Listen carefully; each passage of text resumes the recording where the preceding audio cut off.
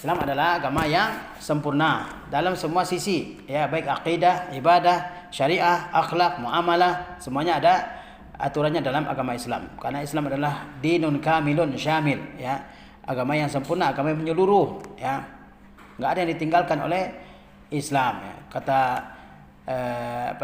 Bilal ibn Rabah, tidaklah Rasulullah SAW meninggal dunia kecuali beliau telah ajarkan segala sesuatu, ya.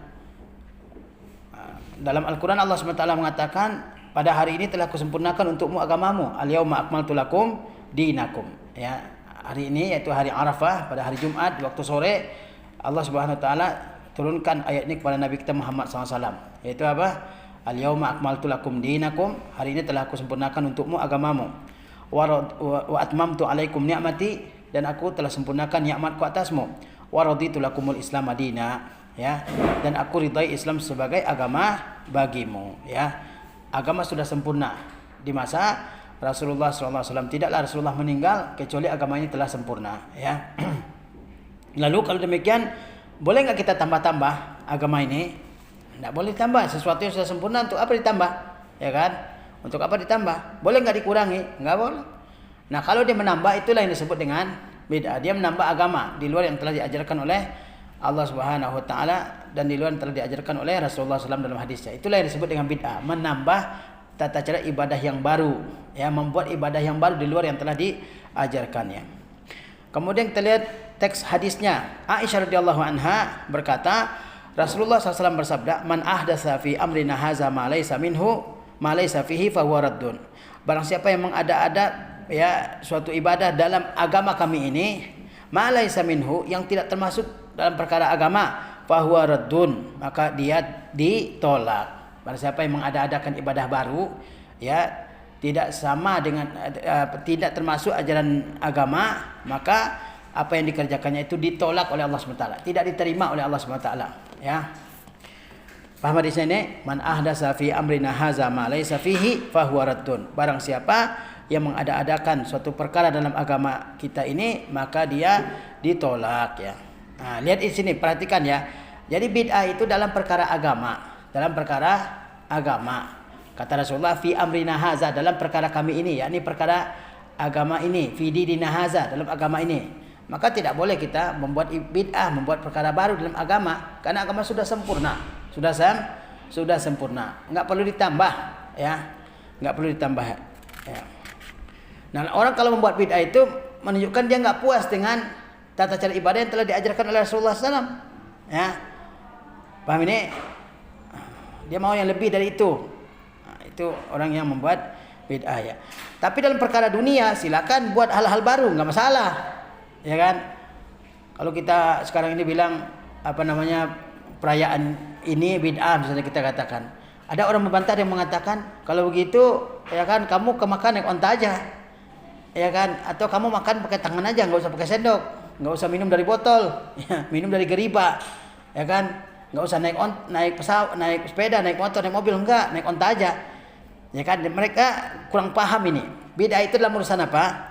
Dalam urusan agama. Bid'ah itu dalam urusan agama. Kalau duniawi silakan, ya. Kata Rasulullah, antum a'lamu bi umuri dunyakum, kalian lebih tahu tentang urusan dunia kalian. Silakan berinovasi, ya. Berinovasi, karena kehidupan itu selalu berkembang, kan? Kehidupan selalu berkembang, lebih baik, lebih mudah daripada yang sebelumnya. Tapi kalau agama tidak, agama sudah sempurna di masa Rasulullah SAW. Nah, maka tidak boleh ditambahi. Kalau ditambahi namanya apa? Namanya bid'ah. Ya, ajaran yang ditambah di luar yang sudah diajarkan Nabi, ya, itu namanya bid'ah. Taib. Kita lihat biografi perawi. Namanya siapa? Aisyah bintu Abu Bakar Siddiq radhiyallahu taala anhuma. Ini yang meriwayatkan hadis ini siapa? Man ada safi amrina haza, yang meriwayatkannya adalah istri Rasulullah SAW. Siapa itu? Aisyah. Aisyah adalah putri Abu Bakar Siddiq radhiyallahu taala anhuma. Karena kalau nama sahabat disebut, kita dianjurkan at-taraddi. Namanya apa? At-taraddi, yaitu mengucapkan radhiyallahu anhuma. Semua sahabat Nabi, ya. Ya. Taib. Ummul Mukminin. Kenapa disebut Ummul Mukminin? Karena dia salah seorang istri dari Rasulullah SAW. Kata Allah, wa azwajuhu ummahatuhum. Dan istri-istri Nabi itu adalah ibu kaum mukminin. Ya. Makanya kita ummul mukminin ya. Kita kan orang mukmin, ya kan? Aisyah radhiyallahu taala anha dan istri-istri Nabi yang lain itu adalah ibu kita, ya. Berat kita hormati, patut untuk kita muliakan mereka semua. Enggak boleh dicela, ya, direndahkan. Nama panggilannya atau kunyahnya adalah Ummu Abdillah. Aisyah tidak punya anak, ya. Kemudian dalam beberapa riwayat dikatakan ia bersedih, ya, karena enggak memiliki anak dari Rasulullah SAW. Maka Rasulullah SAW memerintahkannya untuk berkunyah dengan anak perempuan saudaranya. Saudaranya Aisyah siapa? Asma bintu Abu Bakar Siddiq. Dia punya nama anak Abdullah bin Zubair, ya. Maka Rasulullah bilang ke Aisyah, pakailah kunyah Abdullah, ya. Pakailah kunyah Abdullah, yaitu Abdullah bin siapa? Zubair, ya. Yaitu suaminya Asma. Maka setelah itu Aisyah punya kunyah Ummu Abdillah. Ummu Abdillah, ya. Ibunya si Abdullah. Baik. Disyariatkan kita pakai kunyah laki-laki atau perempuan, ya. Ummu Aisyah, Abu Aisyah, Ummu Ahmad, Abu Ahmad, kayak gitulah, ya. Itu namanya kunyah. Namanya apa itu? Kunyah, ya. Kehidupan dan keutamaan Aisyah. Lahir 4 atau 5 tahun sebelum diangkatnya Nabi SAW sebagai Rasul, sebagai Nabi dan Rasul. Jadi Aisyah lahir 4 atau 5 tahun sebelum Rasulullah SAW diangkat menjadi Nabi dan Rasul, ya. Ia berkata, Rasulullah SAW menikahiku saat aku berumur 6 tahun. Berumur berapa? 6 tahun. Menikahnya di Makkah, ya. Membina rumah tangga denganku pada saat aku berumur 9 tahun. Beliau wafat ketika aku berumur 18 tahun, ya. Rasulullah menikahi Aisyah ketika berumur berapa? Ia berumur 6 tahun, ya. Dan serumah dengan Rasulullah, bergaul sebagai suami istri ketika ia berumur 9 tahun, ya. Dan Rasulullah meninggal saat Aisyah berumur 18 tahun, ya. 9 tahun di zaman dahulu sudah dewasa, ya kan? Sudah dewasa, ya. Dan pertumbuhan wanita enggak sama, jangan disamakan dengan wanita zaman sekarang. Wanita zaman sekarang 9 tahun masih bocah. Zaman dulu 14 tahun sudah ikut berperang, ya kan? Umur 14 tahun sudah ikut berperang. Lihat sahabat-sahabat ikut perang perang Badar, ya. Mereka umur 14 tahun sudah daftar perang, ya. Dan meninggal Rasulullah SAW ketika itu Aisyah umurnya berapa? 18 tahun, ya. Kemudian ia adalah wanita yang paling paham agama dari umat ini, ya. Di antara yang paling mengerti agama dari kalangan umat ini, khususnya dari kaum wanita, adalah siapa? Aisyah radhiyallahu taala anha.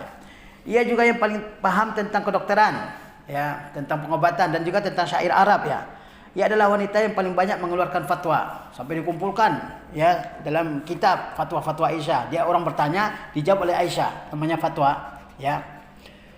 Nah, jadi dari kalangan sahabiah juga ada ulama, di antaranya Aisyah radhiyallahu taala anha, ya kan? Dia istri Rasulullah yang paling cerdas, ya. Nabi SAW bersabda tentangnya, keutamaan Aisyah atas seluruh wanita seperti keutamaan bubur sarid atas seluruh makanan. Fadlu Aisyah 'ala nisa kafadli as-sarid 'ala sairit ta'am. Sarid itu adalah bubur yang dicampur dengan daging, makanan istimewa di kalangan orang Arab, gitu, ya. Makanan paling istimewa, gitu. Paham, ya? Jadi keutamaannya dibanding dengan wanita lain seperti keutamaan bubur sarid di atas makanan lainnya. Maksudnya dia paling istimewa, ya. Cerdas, ya, berilmu, pintar, ahli kedokteran, ahli syair, banyak memberikan fatwa, ya kan? Nabi SAW berada di rumahnya ketika sakit sebelum wafat. Sebelum Nabi SAW wafat, Nabi berada di rumah siapa? Aisyah radhiyallahu taala anha. Beliau wafat di dalam kamarnya dan dimakamkan di kamarnya pula. Rasulullah wafat di kamarnya Aisyah dan dikuburkan juga di kamarnya Aisyah radhiyallahu taala anha. Aisyah wafat pada tahun 58 Hijrah dan dimakamkan di Baqi, ya. Dimakamkan di Baqi. Baqi di dekat Masjid Nabawi ada makam kuburan makbarah Baqi, ya. Ini biografi tentang Aisyah radhiyallahu taala anha. Jelas ini? Kemudian apa pelajaran dan nasihat yang kita bisa ambil dari hadis ini? Pertama, bid'ah adalah mengadakan perkara baru dalam agama yang bukan merupakan bagian darinya, ya. Nah, itu yang disebut dengan bid'ah. Mengadakan perkara baru. Ini pengertian, boleh dikasih judul di situ, pengertian bid'ah. Pengertian bid'ah. Apa itu bid'ah? Kalau orang sebut bid'ah, lihat di sini. Mengadakan perkara baru, ya kan? Kalau menghidupkan suatu sunnah yang sudah ada sejak Rasulullah, kemudian orang lupakan, kemudian kita hidupkan, itu bukan bid'ah. Bukan apa? bukan bid'ah dia. Perkara baru, menghidupkan perkara baru dalam agama yang bukan bagian dari agama itu, yang bukan bagian dari agama itu. Itu yang disebut dengan bid'ah ya. Mengadakan perkara baru dalam agama itu penting itu, kata dalam agama, karena tidak semua bid'ah dilarang. Bid'ah dalam urusan dunia silakan, ya kan? Apa dulu nenek moyang kita pakai baju kayak begini? Enggak kan? Terus kita buat baju model begini, enggak ada masalah, ya kan? Dulu nenek kita kalau pergi naik haji pakai kapal, ya kan? 6 bulan di laut, ya kan? Sekarang kita naik pesawat beberapa jam sampai kan? Apa itu bid'ah? Tidak. Dulu makan pakai tangan, sekarang banyak orang makan pakai sendok. Apa itu bid'ah? Tidak. Tidak bid'ah itu, karena itu perkara dunia. Bid'ah itu dalam perkara agama, ya. Karena banyak orang bantah begitu, enggak usah kau ceramah pakai mikrofon bid'ah gitu, kan? Padahal mikrofon itu masalah agama atau dunia? Masalah dunia, silakan, enggak ada masalah, ya. Kayak kita membuat berbagai macam makanan yang baru yang enggak ada dulu. Sekarang orang berinovasi, ciptain makanan-makanan baru. Itu bid'ah? Enggak bid'ah kan? Itu dunia, silakan. Kalau agama jangan, karena agama sudah sempurna, ya. Kalau kita adakan ibadah baru dalam agama dan ibadah tersebut bukan bagian dari agama, maka disebut dengan apa? Dengan bid'ah. Tapi ada perkara dianjurkan oleh Rasulullah, diajarkan oleh Rasulullah, kemudian dilupakan orang, kemudian dihidupkan kembali, itu bukan bid'ah, bukan bid'ah ya. Seperti misalnya ada orang datang, beberapa sahabat kepada Rasulullah SAW dalam keadaan sangat miskin, sampai bajunya compang-camping, ya kan? Kemudian Rasulullah kasihan melihat mereka, kemudian Rasulullah anjurkan sahabat untuk bersedekah banyak, sampai ada yang datang membawa emas, ada yang datang membawa makanan, ada yang datang membawa pakaian, sampai makanan menumpuk gitu kan. Kemudian kata Rasulullah, man sanna fil islami sunatan hasanatan falahu ajruha wa ajru man amila biha min ghairi an yanqusa min ujurihim syai'a. Ya, siapa yang membuat sunnah yang baik dalam Islam, ya, maka baginya pahala, dan orang yang mengikutinya juga dapat pahala seperti dia, tanpa mengurangi pahala yang pertama kali melakukannya, ya kan? Maksudnya siapa sahabat yang pertama kali bergerak untuk ngumpulin sedekah, ya kan? Dia dapat pahala. Orang yang ikutin sahabat tersebut juga dapat pahala. Sedekah ajaran Islam atau bukan? Ajaran Islam, berarti dia bukan bid'ah. Maka enggak tepat menggunakan hadis itu untuk untuk sebagai dalil bolehnya bid'ah. Enggak ada istilah bid'ah hasanah, bid'ah yang baik.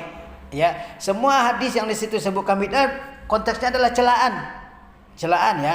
Seperti hadis ini, man ahdatsa fi amrina hadza ma laysa minhu fa waradun, man amila amalan laysa alaihi amruna fa huwa radun, kullu bid'atin dhalalah. Itu semuanya kan celaan, enggak ada bid'ah hasanah. Enggak ada bid'ah hasanah ya.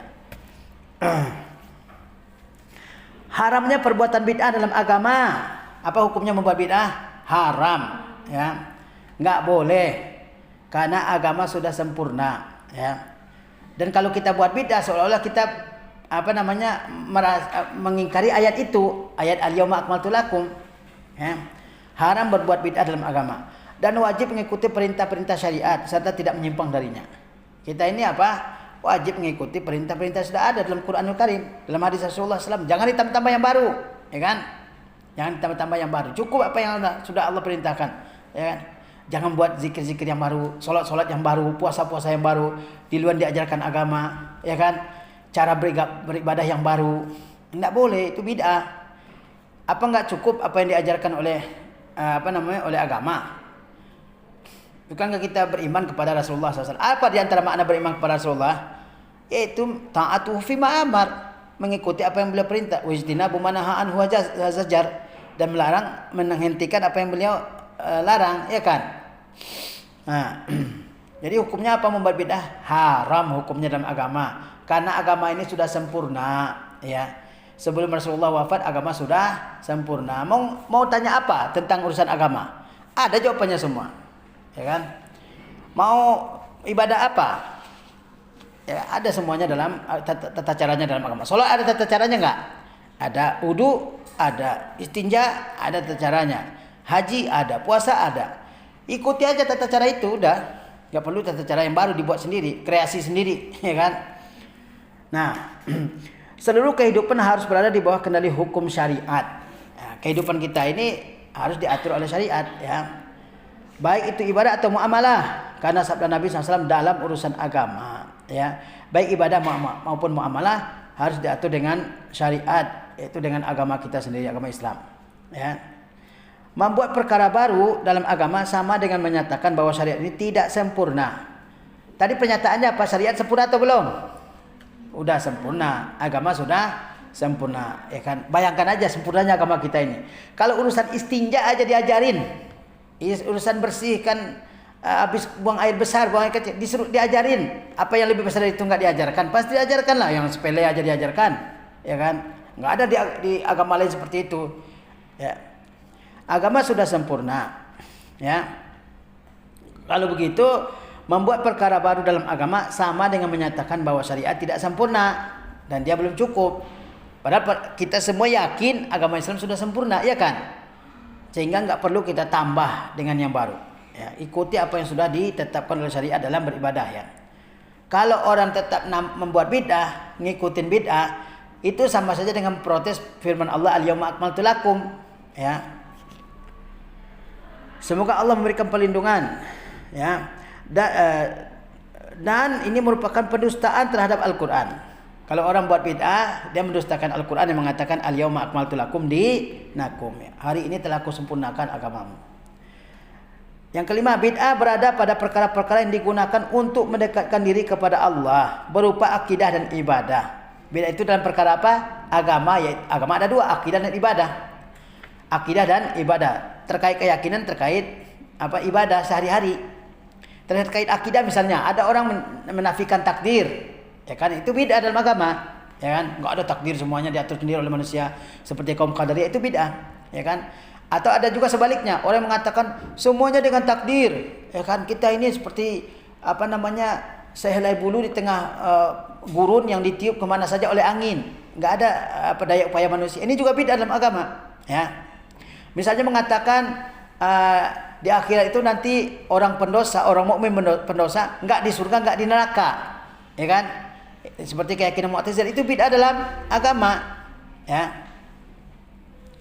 Baik. Bid'ah itu berkaitan dengan apa? Agama. Agama ada dua, yaitu apa? Akidah dan ibadah. Terkait ibadah misalnya banyak, ya. Maulid, ya kan? Bid'ah.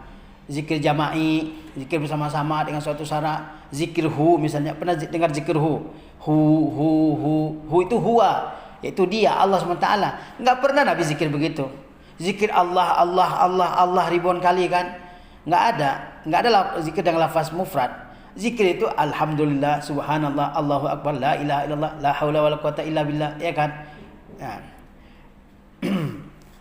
Itu terkait dengan ibadah, ya. Taib.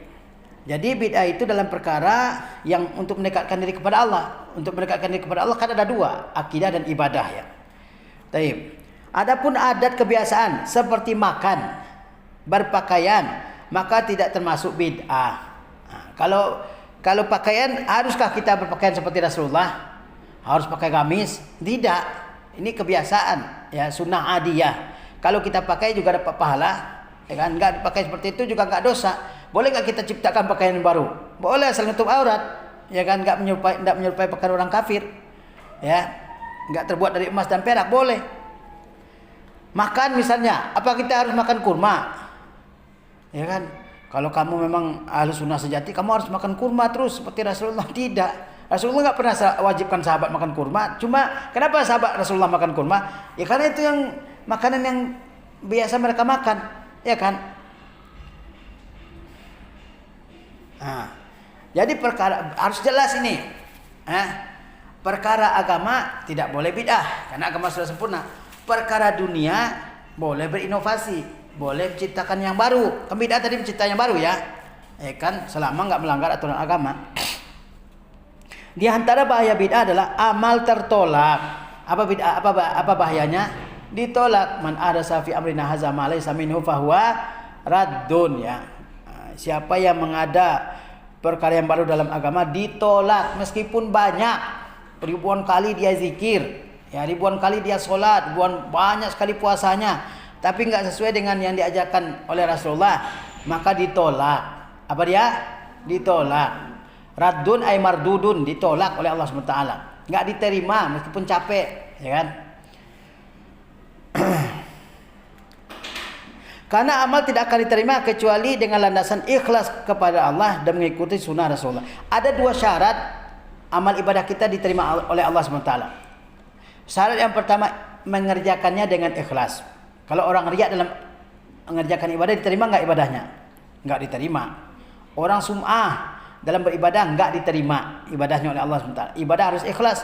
Kata Allah kepada Nabi, fa'budillah mukhlishan lahuddin. Kata Allah kepada ahlul kitab, wa ma umiru illa liya'budullah mukhlishina lahuddin, ya kan? Mereka tidak diperintahkan kecuali memurnikan agama ini hanya kepada Allah SWT. Itu syarat pertama diterimanya ibadah, yaitu harus karena Allah SWT semata-mata, bukan karena yang lain. Bukan karena riya, bukan karena sum'ah, bukan karena ingin dipuji, bukan juga karena ingin menghindari celaan, enggak, semata-mata karena Allah SWT. Kalau orang ibadahnya riya, dia sholat tapi riya, enggak diterima oleh Allah. Dia puasa karena riya, enggak terima. Dia sedekah karena riya, enggak diterima. Dia talabul ilmi karena riya, tidak diterima. Dia hafal Quran supaya nanti dipuji-puji, supaya dikatakan qari'ul Quran, ya, enggak akan diterima oleh Allah SWT karena dia enggak ikhlas. Nah, itu syarat pertama diterimanya ibadah oleh Allah SWT. Yang kedua apa? Ittiba, yaitu ngikutin cara yang diajarkan Nabi, mengikuti cara yang diajarkan oleh Nabi. Nabi wuduknya bagaimana? Ya kan? Diikuti. Nabi sholatnya bagaimana? Beliau mengatakan sallu kama ra'aitumuni usalli, ya kan? Salatnya berapa? Salat wajib sehari 5 kali, ikuti. Salat sunnah yang diajarkan Nabi apa? 1 2 3 sampai sekian banyak salat sunnah. Jangan diadakan salat sunnah yang baru. Ya kan? Puasanya Nabi puasa, ada puasa wajib, puasa sunnah, ikuti yang sudah ada itu.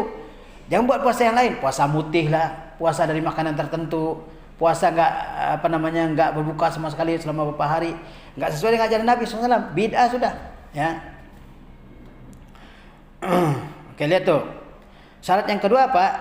Ittiba sunnatin Nabi, yaitu mengikuti sunnah Rasulullah sallallahu alaihi wasallam. Makanya kata ulama, syarat diterimanya amal ibadah itu ada 2. Ikhlas karena Allah, mengikuti sunnah Nabi sallallahu alaihi wasallam.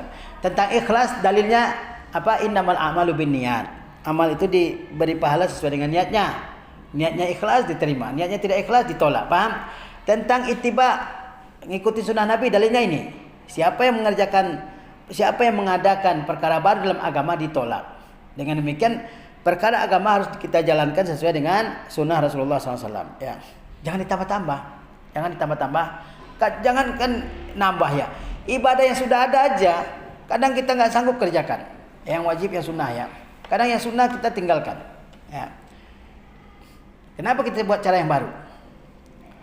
Kemudian selanjutnya, mengetahui bid'ah dengan tujuan untuk menjauhi, untuk tidak terjerumus ke dalamnya, serta memberikan peringatan darinya serta dari pelakunya. Kita harus tahu yang mana yang sunnah, mana yang bid'ah, ya kan? Orang harus tahu yang baik, juga harus tahu yang buruk. Sebagaimana ucapan Hudzaifah bin Yaman, ya. Orang bertanya kepada Rasulullah tentang baik. Saya bertanya kepada Rasulullah tentang yang buruk, kata Hudzaifah bin Yaman. Kamu harus tahu yang sunnah mana, yang bid'ah mana, sehingga enggak terjatuh ke dalam perbuatan bid'ah, ya kan? Nah, banyak sekali kaum muslimin mengadakan bid'ah. Bid'ah di kuburan apalagi banyak banget. Tawaf di kuburan, ya. Bid'ah itu. Membangun di atas kuburan, ya.